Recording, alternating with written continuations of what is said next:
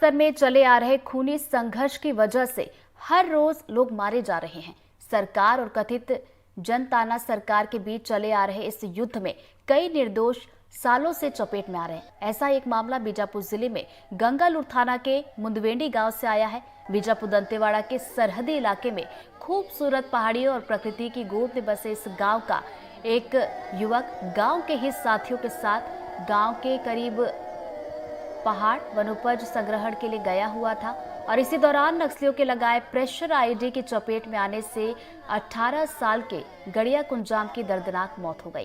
कुंजाम की मौत से पूरे परिवार में मातम का माहौल है। इस परिवार से 6 महीने में दूसरी अर्थी उठी है। हमारे संवाददाता मुकेश चंद्राकर ने मौके का जायजा लिया। आज सुबह बीजापुर पुलिस ने प्रेस नोट जारी कर एक विचलित कर देने वाली खबर दी। खबर ये थी कि वनोपज संग्रहण करने गए हुए एक आदिवासी युवक का पैर नक्सलियों के लगाए प्रेशर आईडी की चपेट में आने की वजह से उसकी दर्दनाक मौत हो गई।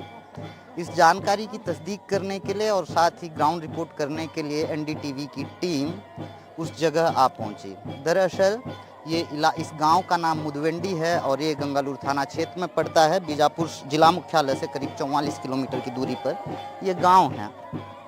यहाँ पहुँचने के बाद जो जानकारी निकल कर आ रही है, मुझे लगा कि एनडीटीवी के दर्शकों को बस्तर में चल रही हिंसा और प्रतिहिंसा के बीच जिस तरीके से निर्दोष आदिवासी हर रोज मारे जा रहे हैं उसे भी दिखा दूं, बता दें।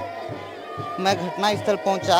ये गड़िया का घर है, गड़िया कुंजाम, जिस युवक की मौत हो गई। 18 वर्षीय ये युवक रहा और ये अब जो है तेंदुपत्ता का सीजन शुरू होने वाला है, तो तेंदुपत्ते के गड्डी को बांधने के लिए जिस रस्सी का इस्तेमाल किया जाता है, उस रस्सी के लिए गांव से करीब आधे किलोमीटर की दूरी पे पहाड़ पे चढ़ा हुआ था और इसी दौरान जो है गड़िया कुंजाम का पैर माओवादियों के लगाए प्रेशर आईडी में पड़ गया और उसकी मौत हो गई। और उस मौत की पूरी कहानी भी आपको बताऊंगा, लेकिन विलाप करते इन परिजनों को देख लीजिएगा।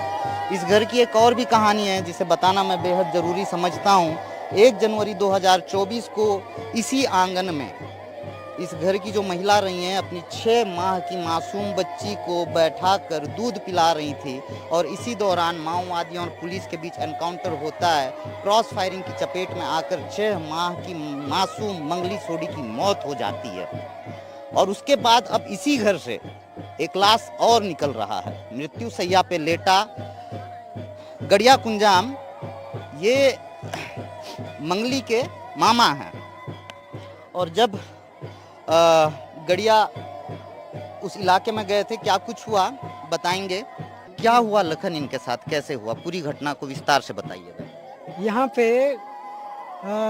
20 तारीख को इस गांव वाले जो कि ये पारा वाले हैं, अभी सीजन पत्ता का सीजन पहुँच रहा है। करीबन अभी पत्ता का सीजन कम से कम 1 तारीख को शुरू होना है, जिसके तैयारी के लिए यहाँ पर रस्सी जुगाड़मन करने के लिए पहाड़ चले गए हैं। शनिवार को जैसे इन लोग गए हैं तो जो युवा क्या है जिसका जो खत्म हुआ है, जो हाईडी के चपेट में हुआ है, तो हाईडी विस्फोट होने के कारण से घायल अवस्था में था।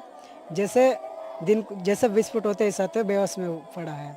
जैसे ये लोग आसपास जहाँ जंगल में थे, ये लोग जैसे घबरा के सब इधर उधर चितिर बितिर हो गया है। जैसे ये भी था साथ में, लेकिन ये डर की वजह से भाग गया। जैसे भागे हैं, कब क्या हुआ, कौन गोली मारा कि कौन क्या किया बोल के, चाहे पुलिस वाले हो सकते हैं बोल के ये लोग सब भाग गए हैं। तो जैसे ये लोग शाम को ही आए, उस दिन को नहीं आए, शाम को आके सब अपने अपने गाँव घर में ही थे। उसके बाद ये लोग अपने परिवार से देखे हैं कि हमारा लड़का अभी तक नहीं पहुंचा है। तो जब भी ऐसा हुआ तो नहीं पहुंचा है बोल के तुरंत अगल बगल घर वाले फिर जमा हो गए। उसके बाद 10 सवेरे 21 तारीख को चले गए ढूंढने। जैसे जाने के बाद जो अभी जिसका मौत हो गया वो जो लड़का है वहीं पे था। जैसे जाके सब 21 तारीख को गए, 21 तारीख को सवेरे गए। जाने के बाद उसको उठा के लाके उसके बाद हम लोग गंगालूर में थे, हमें सूचना दिया गया है। है भैया हम लोग के यहाँ गांव में ऐसा ऐसा हुआ है, आईडी के चपेट में आके घायल हुआ है, जिसको क्या करना है बोलने से हम लोग तुरंत बोले कि एम्बुलेंस को फ़ोन करो, या तो फिर कैंप के माध्यम से सारा ले सकते हैं ये एम्बुलेंस को बोलने से, तो ठीक है वैसा करेंगे बोल के सोचे हैं। यहाँ से करीबन वहाँ पे नेटवर्क देता है, वहाँ से हम लोग को सूचना दी है। जैसे वहाँ से आते आते लड़का का जान चले गए, उसके बाद तुरंत हम लोग भी पहुँच के देखे, नहीं हो पाया। इस बीच तड़प रहा था। हम लोग यही कहना चाहते हैं कि आज बस्तर में जैसे नक्सलियों को खत्म करने के लिए पुलिस प्रशासन तो कैंप मान स्थापित कर रही है, लेकिन नक्सली किन के लिए लगा रहे हैं, वो आईडी किस लिए लगा है, क्यों लगा है, और इसमें पुलिस प्रशासन को भी हम कहना चाहते हैं कैंप लगने के बावजूद भी हमारा आदिवासी सुरक्षित नहीं है। अभी खासकर गांव में जंगल के सहारे से जीवन यापन करते हैं। आज कैंप की वजह से हम जंगल में नहीं निकलेंगे तो हमारा जीवन यापन कैसा होगा। हाँ? आज घर बनाने के लिए आज इस तरह का लकड़ी काटना है, घास फूस जंगल से ही लाना है। यह जो सारी सी जितना घर बनता है, घर की रचना होती है, सब जंगल से ही होती है। आज हम जंगल में आज नक्सली और पुलिस के डर के वजह से हम जंगल में नहीं जाएंगे तो हमारा घर ही नहीं रहेगा, हमारा जीवन यापन ही नहीं होगा। तो बिल्कुल सही। आदिवासियों की जिंदगी पूरी तरह से इसी जंगल पे आधारित है और इन्हीं वनोपज का संग्रहण करके ये अपनी जिंदगी गुजर बसर करते हैं। मगर अब सरकार और जनताना सरकार के बीच चल रहे इस युद्ध में ये आदिवासी हर रोज मारे जा रहे हैं। बस्तर पुलिस से मिली जानकारी के मुताबिक जनवरी 2001 से दिसंबर 2023 तक इन 22 सालों में नक्सलियों द्वारा लगाए गए आईडी या फिर नक्सलियों द्वारा मुखबिर बताकर मारे गए नागरिकों की संख्या 1775 है।